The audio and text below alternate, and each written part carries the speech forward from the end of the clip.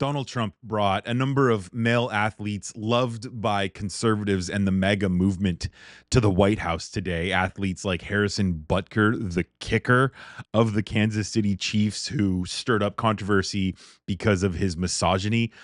People like Lawrence Taylor, who have been accused of sexual assault. People like Triple H, who just encompass manliness when they pretend to wrestle other men. The announcement was about a presidential fitness test, but even Lawrence Taylor didn't quite understand the assignment. Come on, he's a little shy, but once he gets going, nobody can stop. Oh, no, that don't stop. I'm just proud to be on this team. I don't know why. I don't know what we're supposed to be doing, but I'm here to serve, and I'm here to serve you. Okay, so I'm going to do the best I can for as long as I can. Thank you very much. Nobody like him. Yeah, so all of this was happening.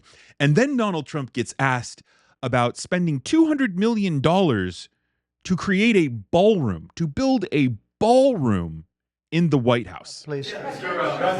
Please, go ahead. Yeah, Mr. President, can you talk about your plans for the new ballroom that was announced today? Yeah. And the $200 million, that's going to be paid for by yourself as By well me, as yeah. private donations? It's a private thing. Yeah, I'll do it, and we'll probably have some donors or whatever, but it's about $200 million. So we've been planning it for a long time. They've wanted a ballroom at the White House for more than 150 years, but there's never been a president that was good at ballrooms. I'm really good. In fact, I looked at one that we just built in Turnberry in Scotland, and it's incredible.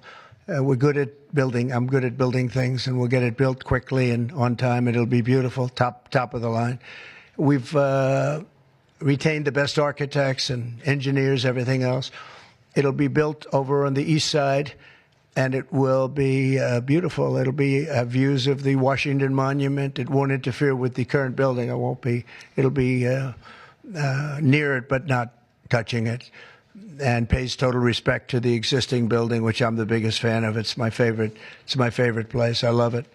But they've wanted it, and you know, when they have big events, you entertain the president of China or the president of any place, and you have big crowds. They've always had to get a tent. And you've probably been to some of them, Bobby. When it rains, it's a disaster. And the tent's 100 yards. That's more than a football field away from the main entrance. And people are slopping down to the tent. It's not a pretty sight. The women with their lovely evening gowns, all of their hair all done, and they're a mess by the time they get. And they've always wanted to have it. And I said, you know, in the first term, I said, you know, if I get another shot at this, I'm going to do a ballroom. I was pretty busy in the first because I was running the country, and I was also fighting for survival with all of the lunatics I had to beat. But it worked out, obviously, it worked out very well because here we are. But I always said I was going to do something about the ballroom because they should have one. So we'll be leaving it. It'll be a great legacy project, and I think it'll be special. You saw some renderings of the initial. I think it'll be really beautiful. No government dollars at all. No government dollars, no. The juxtaposition of Donald Trump trying to be this alpha manly man with Triple H in the background talking about how he's building a $200 million beautiful ballroom is pretty funny. Pretty funny. All these conservatives, all these mega morons, they love to pretend like they're the manliest of men. And then it's my $200 million ballroom is going to be beautiful. Okay, guys, you're the man. Got it. You, in your own mind, you're the alpha. Sure thing. Now, Donald Trump saying there that he's going to pay for it, and then in the same sentence saying that there's going to be donors. He's just saying the quiet part out loud. Donald Trump isn't going to pay for this. Donald Trump is going to make deals with donors and give them who knows what in exchange for building his big, beautiful ballroom. Yep. More corruption. Here we go. Another thing to investigate. Just like we've got his stupid plane that we're going to spend $1 billion on, a plane that they're hiding the costs of the renovations in nuclear programs now. Just more things to investigate when it comes to Donald Trump's corruption. Donald Trump's big, beautiful corruption. Now, at the same event, Donald Trump was asked about recent comments he made about Jeffrey Epstein poaching female workers from Mar-a-Lago. And that was the reason why Donald Trump cut off his friendship with Jeffrey Epstein. Week between this executive order, trade, Russia, Gaza, but also the family of Virginia Giuffre released a statement overnight in response to some of the comments that you made this week. You said that Jeffrey Epstein stole people from Mar-a-Lago. At the time, did you know why he was taking those young women, including Virginia? No, I didn't know. I mean, I would figure it was ABC fake news that would ask that question, one of the worst. But no, I don't know really why. But I said, if he's taking anybody from Mar-a-Lago, he's hiring or whatever he's doing. I didn't like it, and we threw him out. We said we don't want him, at the place. This is a story that's been known for many years, as you know. But it's, I didn't like it that he was doing that. Yeah, please. No, Donald didn't know that these women were being sex trafficked. He just was upset that they left Mar-a-Lago. So upset that he cut off Jeffrey Epstein. Does that make sense in anyone's mind? Of course not. So thanks to the Midas Touch Network, we have a better explanation as to why Donald Trump and Jeffrey Epstein had a fallout. Now, Epstein's explanation for why this friendship ended is as follows. In 2004, Epstein believed himself to be the high bidder on a piece of real estate in Palm Beach, a house. $36 million was his bid. He took his friend Trump around to see the house to advise him on how to move the swimming pool.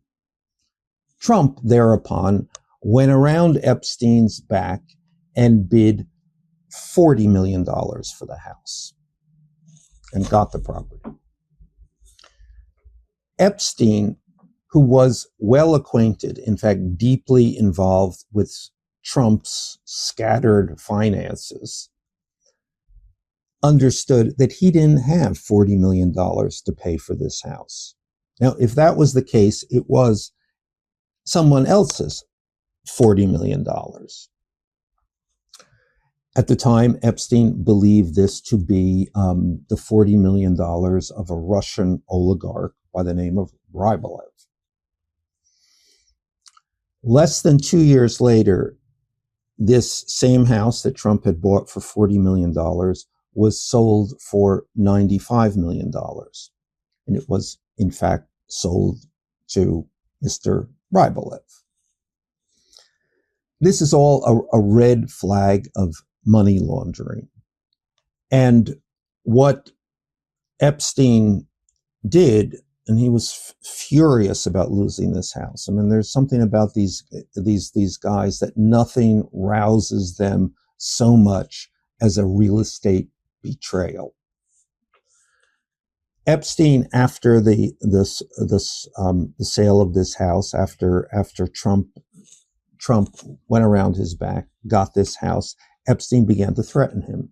He began to threaten him with lawsuits.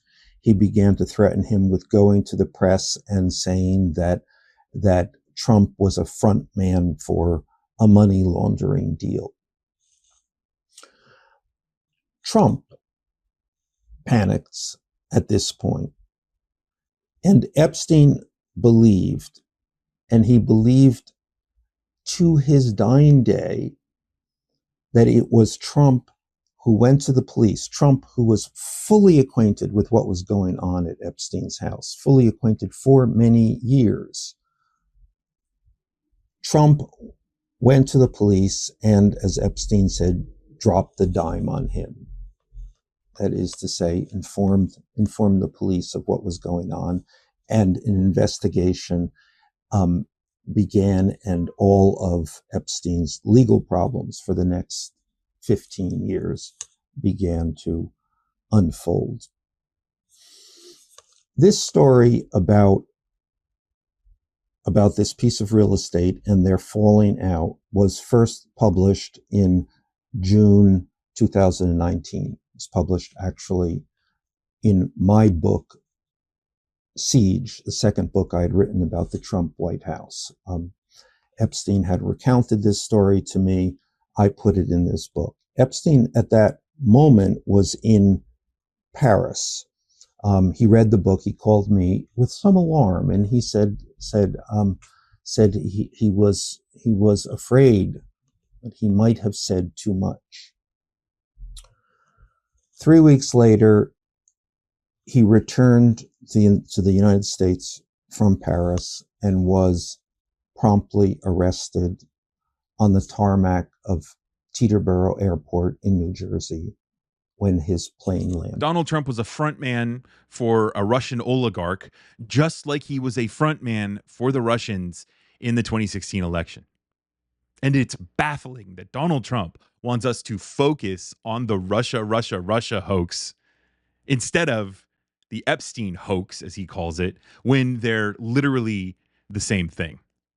Let me know what your reflections are in the comments down below, and be sure to subscribe to Reflect Politics if you're new to the channel. Thanks for watching. My name is Brendan. If you haven't heard from me or seen me before, see you in the next video.